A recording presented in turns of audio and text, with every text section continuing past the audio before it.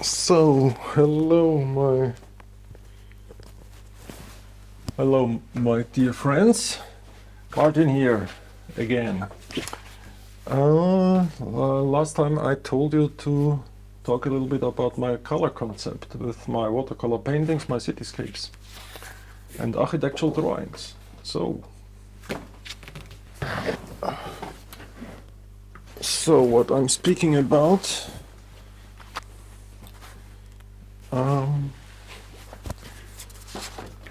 let's find some examples. Yeah, so more light, please. So here we have these drawings, more on the monochrome side with one color in it. Also a little bit more on the two-tone side. I have to color this as well. Good. Another one not ready. And so all these watercolor paintings are more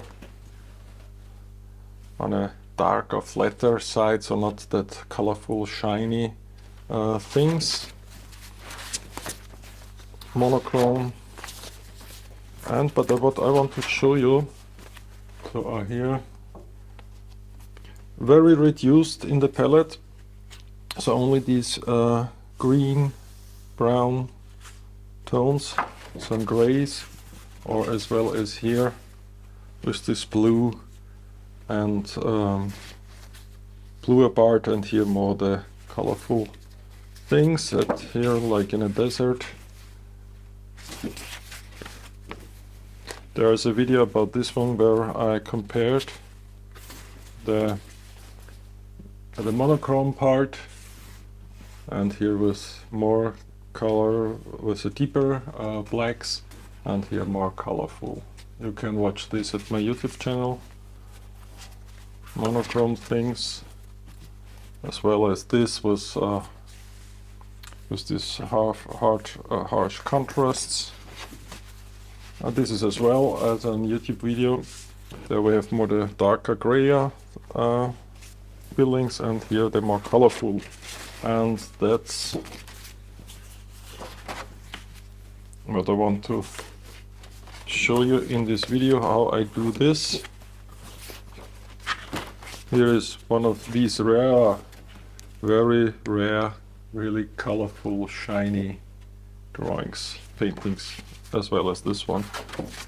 And again, more on the darker side, monochromes, and so on and so on. Okay, but now to my actual drawing.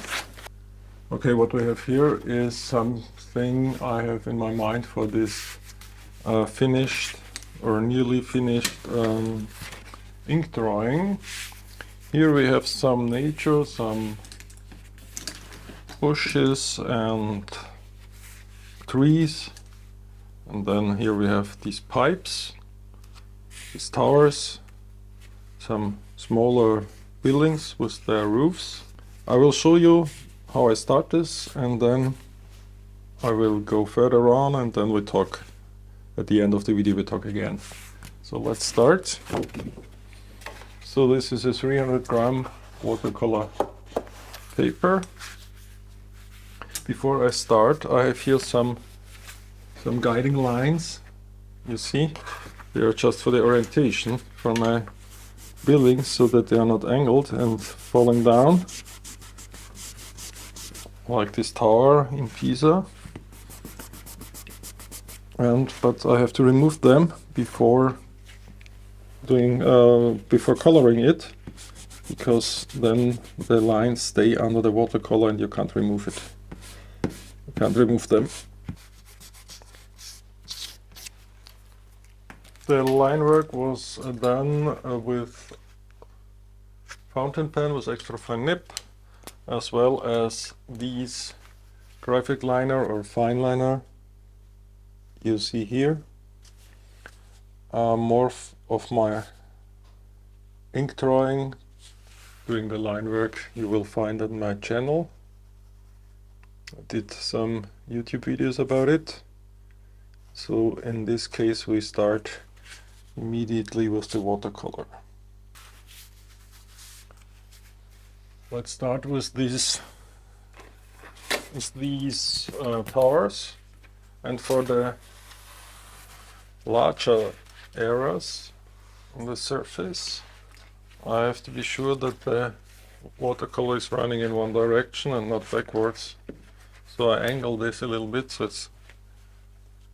the color is running down. And here we have a number 6 Skoda travel brush from the Red series. And then I do wet on dry with some darker reddish warm brown, as you see here. So now there is enough water so that the paint stays wet and not dries too fast, so that we can add these paintings. And now I take a little bit of water, but then dry it again, so that we now go down with a more lighter color. Go all over the surface, not only in particular parts. It's very important. As well as we do this here, over the whole part.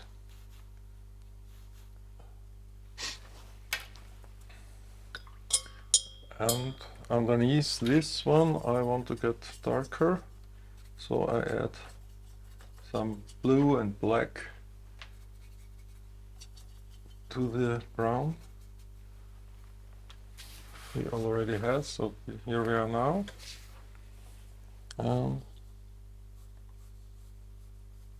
We add this here. And as well, when it's dried up in the top floors, I will add this black indigo mixture as well there.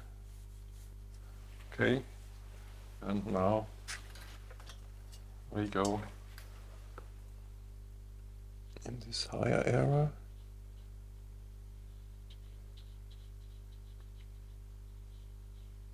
And paint over this first wash. But this is a little bit dangerous because of course it was not that dry. Okay, then we add some light parts. You see, happy little accidents. If you know my channel, you know that I always give them a chance to discover something new, like in this case. So, but now we let this dark tower completely dry, and afterwards we add some contrasts to it. In the meanwhile, we go on with this tower more in the background. So he is more on the colder bluish side of the color spectrum.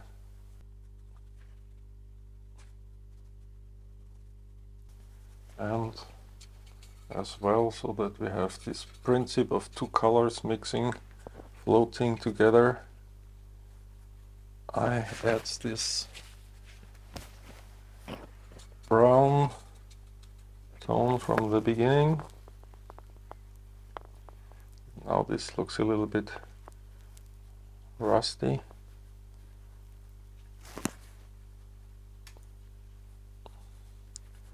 And of course more exciting than when it's just one even color.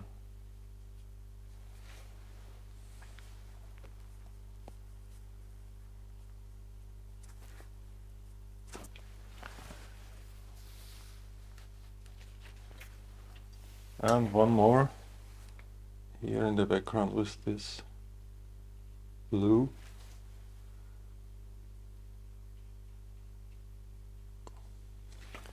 But only this, because in the front there is another tower. So we will give them another color. Let's take this color here. And with the highlights in the window.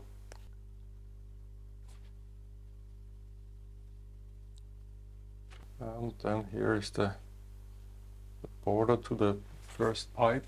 And as I said before, let's add some dirty orange. This is here a dirty one.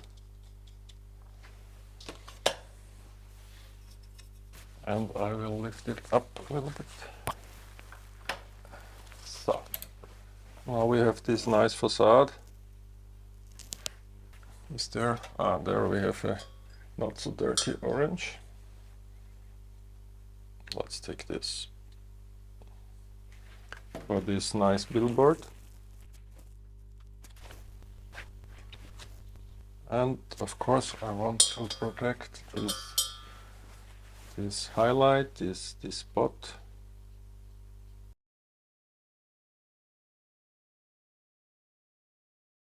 Yeah, well, this is the principle. This is the basic what I do now for the whole picture.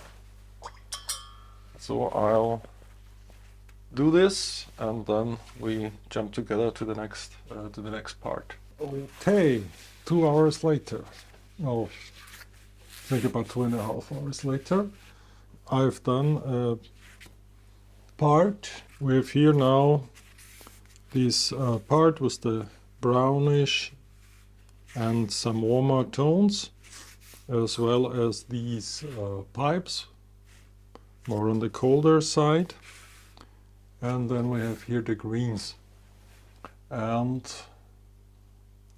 in this part I show you how I color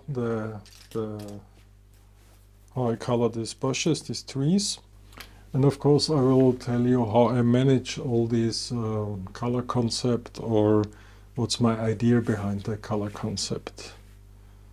Spoiler, I don't have a color concept, so not this traditional one with the color wheel. It's more intuitive, and it's increased over the last years to this my preferred color palette. So here we have the greens. So I don't use ready mixed greens. I do it with blue and yellow, like you see here, and start with a very light green with many water, with much water. And then after this first wash I add the shadows, the darker greens.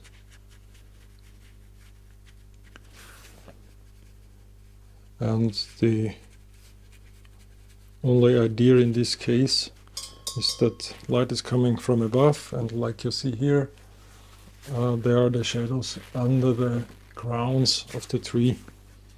So you can do this very loose, very sketchy, to fill the areas with this light green.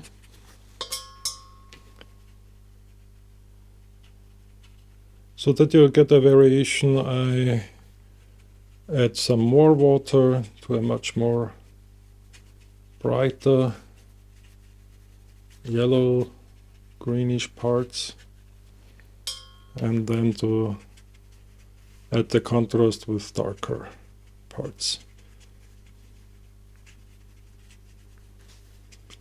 And sometimes I do the shadows wet on wet. So when I want to have a gradient, and as well as like here, I wait till the color is is dry, and then we have this wet color on a dry first wash, and then I get these results here. So I didn't show you this, sorry, once again please. So here we have these darker parts, because it's, I say, this one is in the foreground, but the other ones are in the background. So let's do this very quick, very rough. And as you see, there is not a big concept or a big planning behind that. This is just the experience you get with over the years, and then there is, and then you can do it intuitive. This part is wet on wet, but as I said, just intuitive,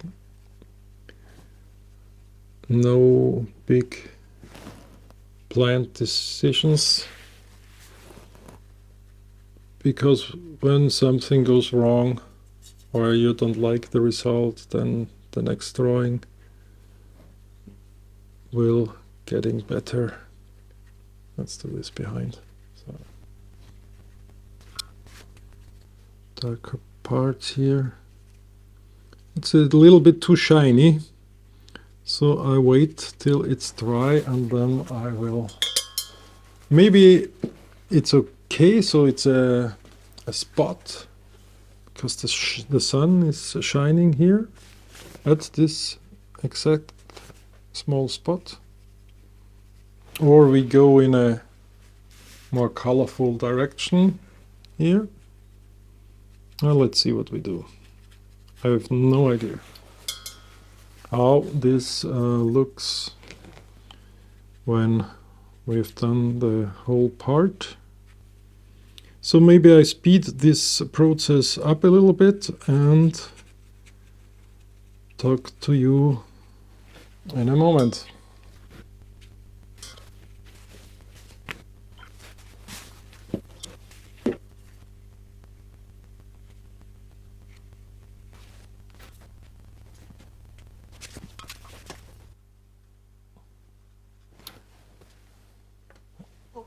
Wait, if there is a color concept or a plan behind all these, the big plan behind such drawings, then it's maybe that I don't clean, or very rarely clean, my palette.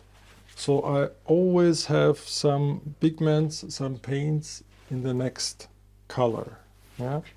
So this is maybe one of the reasons why at the end everything works good together in a special harmony for me, not for everyone, of course. Here I do just small points, tips, and after this I will do the branches with some darker color. Okay, this for now on this side, and then let's finish this one.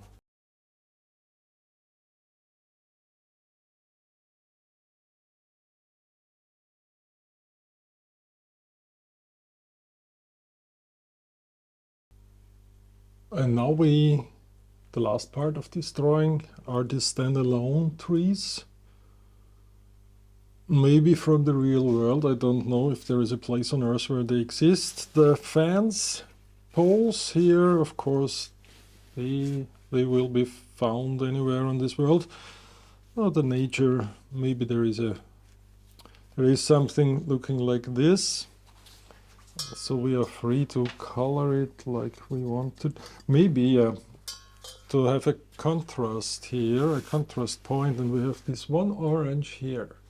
And I will, this is the part where I clean a little bit the palette.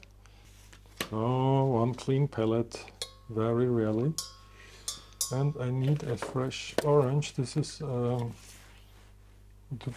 dirty yellow.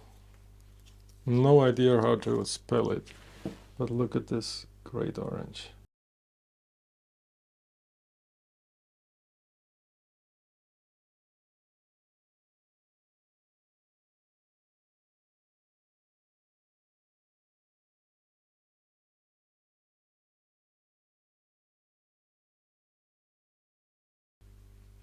That's, by the way, the first time I do this tree trunks in this style with color. I did it, maybe you know it or you saw it in my other videos. I did it in black and white, but that's the first time now I add some color.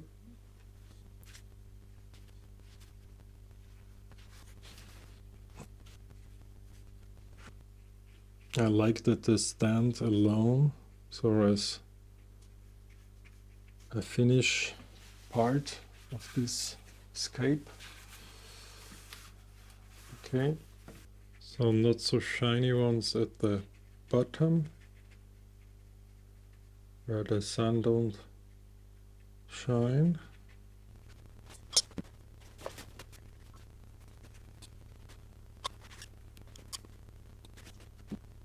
Some shadows and we are finished. I still have in mind some more bushes in the background, some more towers in the background, and of course, like I said, some more line work. I will show you the final, the really final picture drawing.